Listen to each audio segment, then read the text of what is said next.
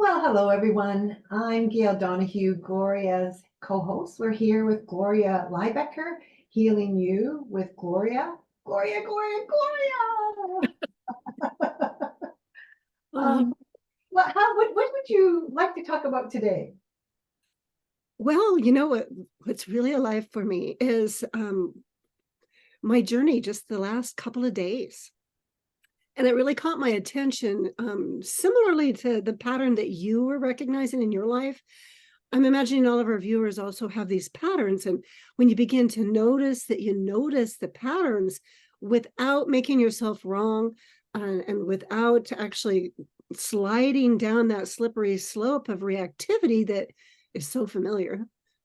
Um, what's Yeah, it because like? sometimes that reactivity, you can get really low with, being just feeling hopeless and exasperated and really deflated. Definitely. Yeah. So anyway, that's just where I've been. I went down a slippery slope, and it was something that felt kind of elusive. There was a low ebb of energy that I had, and I'd been kind of flying high. I've been really taking the time.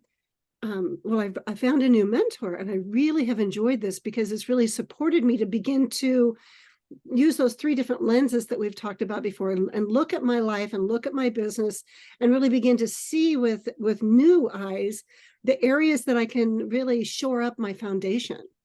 And I was feeling excitement and feeling more confidence and really energized. And and then all of a sudden yesterday I just noticed my energy was much lower, and I had kind of a bit of a headache, and just feeling a little bit of lethargy coming in. And I'm still maintaining, doing my best to attend to the different choices and tasks that I had set for myself that day. And then all of a sudden, I started to hear those whispers that can be so silent, so unconscious. And honestly, the unconscious voice was so dark and so, as you were saying, despairing.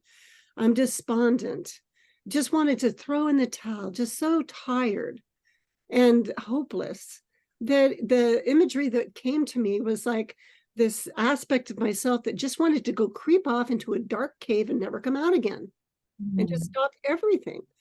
And I was like, whoa, okay, because I was riding rainbows, right? Yeah, yeah, exactly. What a incredible difference that was to witness.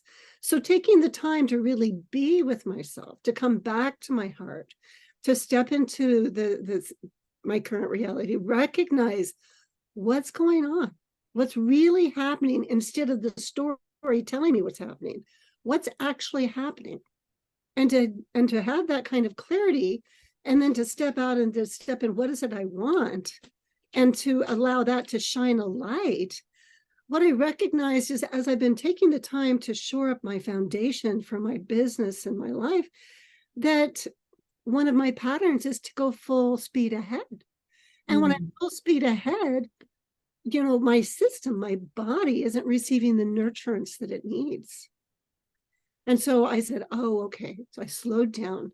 I went at the end of my workday, I went and I just laid down and I listened to some meditations. And I took about 30 minutes or so just to be with the wholeness that is me. And then to attend to dinner and the things that I do in the evening, and then to go to bed early, and to drink a ton of water, and just to kind of flush my system, just to really nurture my system. And not to make any of the patterns that shown up wrong, but that's part of the foundation when we Yeah. do this deep work, is to really recognize when those moments happen, because they will happen for all of us. Yes. And Yeah. to be able to allow the grace that comes from within to shine that light that's understanding and that has acceptance and takes the time that's needed, rather than applying more pressure. Hmm. And when I woke this morning, it was like the sun finally came up again. In fact, there was a beautiful sunrise I took a picture of. And it was a symbol to me of what happens when we take time for self-care.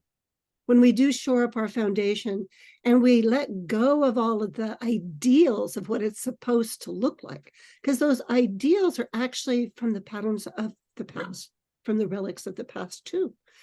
But they shine really pretty and we think we want them. It's like, well, let's be a little bit more honest. And so it feels really great to feel like I've come back into my center. And I want to just hold with so much care the vulnerability and the fragility that can feel when we're working with our foundation and we find perhaps it's kind of like a crevasse in an ice storm, and there's a big dip down there that you could slide down. You want to make sure you still have those tools and that capacity to stay present with that. And I'm wondering, maybe you want to reflect back a little bit to just for our viewers to. Yeah. Well, what's really standing out for me is this happens for everybody. We're going to have times where we're disappointed and getting into be despondent or some despair, and that it's okay.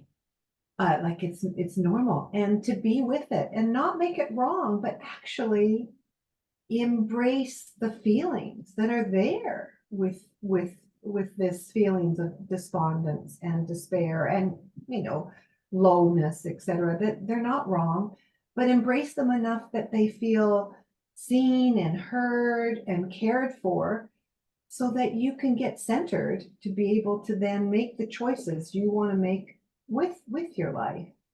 And There's a piece with that. I guess I want to just insert, that's okay.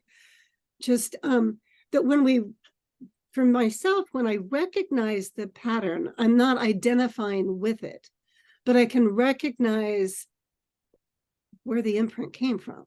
Without getting caught up in any story. Yeah. I can recognize what my body's needing. Yeah. Because what was coming to me was the story and the imprint. That's being selfish. Oh, right. Like if you look after yourself, or like take the time to rest, like that was just what that was for my personally. So yeah, that self-care is actually beautifully what we need to be doing. Part of our day-to-day. Yeah. So I just wanted to name what that belief might be, that some of the imprinting that might have been, well, for me, anyways, would be, to take the time to look after yourself and slow down and rest. That, well, isn't that a bit selfish? Yeah, that you have a few things that you need to be doing here. So yeah, and the just for clarity too, for myself, and I love that there's so many different beliefs that can come up for anybody depending on what their imprints have been. And mine were more like I'm worthless.